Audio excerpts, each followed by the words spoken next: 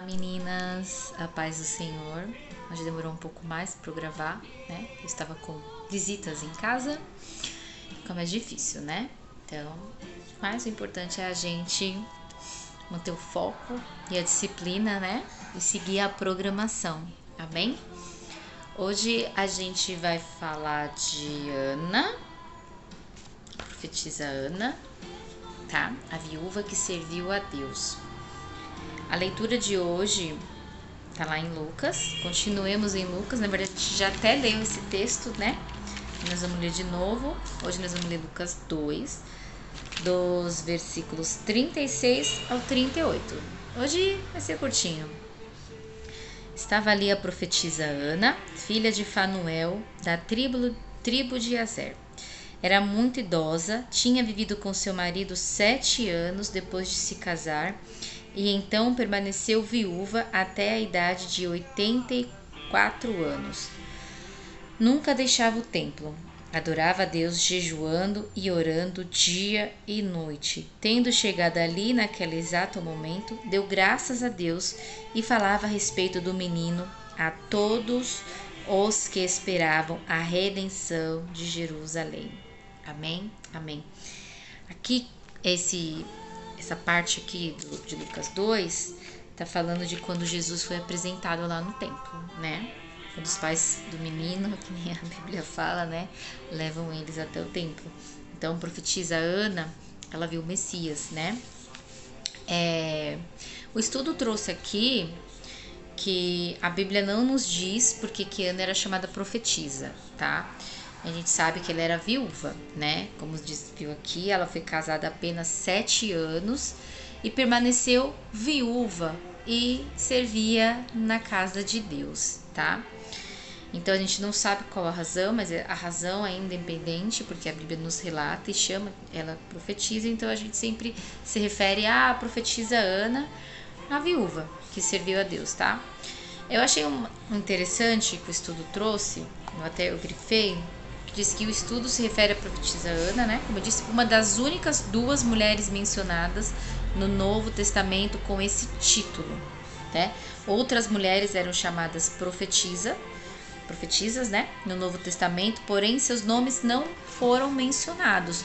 Então, o nome dela foi mencionado, né? E então ela foi uma das 2 mulheres que teve o nome mencionado, que tinha o título de profetisa, tá? As circunstâncias de vida de Ana, que ela é interessante a gente avaliar, né?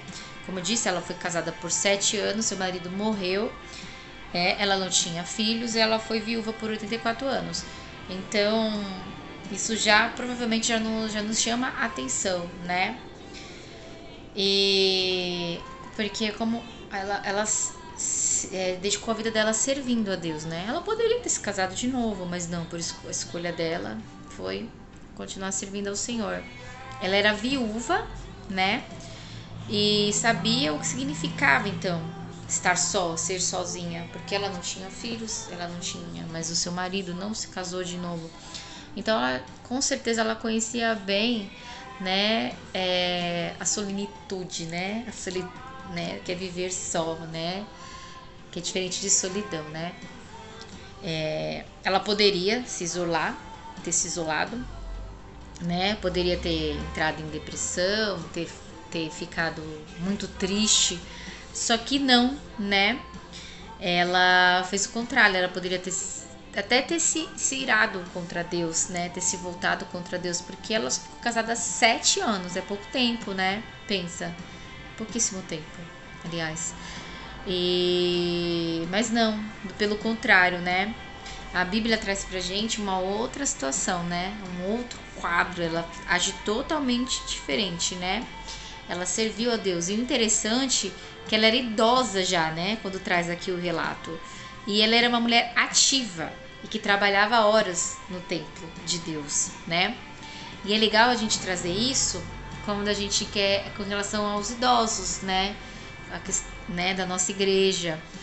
E é bacana isso, né? Porque a gente às vezes acha que não, mas as pessoas idosas, né? Os anciões, eles podem nos abençoar, nós que somos mais jovens, né? eles podem nos abençoar. E isso é muito legal. E é legal também a gente enfatizar aqui para quem estiver assistindo, que for mais idoso, né? Mais idosa, no caso, as mulheres, né? Que vocês também são especiais, né? Se você é uma pessoa idosa, não se sinta perdido, achando que não tem valor. Pelo contrário, Deus continua precisando de pessoas de mais idade, né? Pessoas no seu serviço. Não tem isso de só os mais jovens ou só os mais velhos, não, né? Então é muito interessante essa questão da idade dela, né? E isso é muito legal. E pra gente que é um pouco mais jovem, a gente não tem 84 anos, 80 anos, pra gente ter como referência, né? Que se uma senhora de 80 e poucos anos tinha disposição em orar, jejuar, servir ao Senhor, por que às vezes a gente que é bem mais jovem do que isso, tem metade da idade, às vezes até menos, não tem a mesma disposição? Então acho que isso é uma referência, né? Deus, o que Deus espera de nós? Espera que sejamos fiéis e confiáveis com os nossos bens materiais, bênçãos, capacidade, entendeu? Então, independente da circunstância que Ele nos colocar, que nós sejamos fiéis, sempre fiéis. É legal a gente ver que a gente acaba sempre, assim, de certa maneira, né, caindo no mesmo ponto, de ser fiel a Deus, de crer, né, ser mulher de oração, né, de jejuar, de seguir a vontade de Deus, né. A ideia mesmo do estudo é que a gente se espelhe nos bons exemplos dessas mulheres e das que de repente nos apresentarem um mau exemplo, que também serve de lição para que a gente não cometa o mesmo erro, né? Ana, além do seu trabalho no templo, ela, como eu disse, ela orava, ela jejuava regularmente. Então ela dava extrema importância ao trabalho de Deus, né? Então eu acredito que ela colocava Deus acima dos seus desejos pessoais, das suas próprias vontades, né? Acho que Deus vinha ali em primeiro lugar, porque ela servia o Senhor, trabalhava para Deus. Então ela estava disposta a negar a si mesma para trabalhar para o Senhor, né? E aí aqui a gente lê no versículo, né, quando eu falei que é quando o menino Jesus é apresentado no templo, que Ana viu o Messias. Ela viu o Messias. Deus permitiu que ela pudesse ver o Messias, né? E ela entra no templo e ela se une, né? Ali em adoração. Pela fé, ela começou a dizer aos outros, porque disse que ela saiu falando ali. Tendo chegado ali naquele exato momento, deu graças a Deus e falava a respeito do menino a todos os que esperavam a redenção de Jerusalém. Então, ela creu, ela sabia que ele era o Redentor, né? E não só isso, ela testemunhou, ela viu e ela ainda falou de Jesus, né? E aí, como pensamento final aqui, para conclusão, eu fiquei pensando assim, né? O que a gente pode aprender, né? E o ponto principal foi a dúvida que eu anotei, até que está escrito: quando foi a última vez que a gente orou pela vinda do Senhor? Será que nós somos corajosas, né, em anunciar a todos aqueles que estão ao nosso redor que Jesus voltará, né? Porque a Ana, ela não se deixou levar pela autocomiseração, né? Ela serviu a Deus, ela podia ter entrado em depressão, ela podia ter ficado num estado de autocompaixão, mas ela não agiu dessa maneira, ela agiu diferente disso tudo. Ela agiu, ela falou de Jesus para todos, como diz aqui, que esperavam a redenção. Ele é o Redentor, ele está aqui, né? Ele nasceu, é ele. Ela testemunhou, né? E ela venceu a solidão, né? Porque ela foi viúva, gente. Ser viúva é solitário, né? Sem filhos, não, mas ela fez diferente, né? Do que talvez a maioria de nós fizéssemos, né? E com isso nós precisamos aprender o quê? Que nós precisamos superar as nossas tristezas, tudo isso, né? Nós precisamos nos manter ocupada na obra de Deus se for necessário. A gente precisa, às vezes a gente acha que não. Eu sempre falo que o serviço, né, é para todos. O ID é para todos aqueles que aceitaram Jesus.